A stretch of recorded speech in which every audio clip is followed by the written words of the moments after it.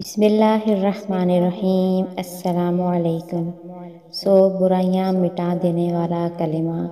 سیدنا ابو ہریرہ رضی اللہ تعالی عنہ سے مروی ہے کہ نبی کریم صلی اللہ علیہ وآلہ وسلم نے فرمایا، جس نے دن میں 100 مرتبہ لا الہ الا اللہ وحدہ لا شریک لہ لہ الملک ولہ الحمد وَهُوَ عَلَى كُلِّ شَيْءٍ قَدِيرٌ پڑھا تو اسے 10 غلام آزاد کرنے کا ثواب ہوگا، اور اس کے نامہ اعمال میں 100 نیکیاں لکھی جائیں گی اور 100 گناہ مٹا دیے جائیں گے، اور اس روز شام تک شیطان سے امن میں رہے گا، اور اس سے بہتر کوئی شخص نہ ہوگا لیکن جس نے اس سے بھی زیادہ اسے پڑھا ہو۔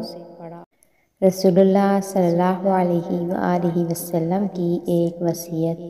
معاذ بن جبل رضی اللہ تعالی عنہ کہتے ہیں کہ رسول اللہ صلی اللہ علیہ وآلہ وسلم نے میرا ہاتھ پکڑا اور فرمایا، اے معاذ، اللہ کی قسم مجھے تجھ سے محبت ہے، اور پھر فرمایا، میں تجھے وصیت کرتا ہوں کہ ہر نماز کے بعد یہ دعا نہ چھوڑنا۔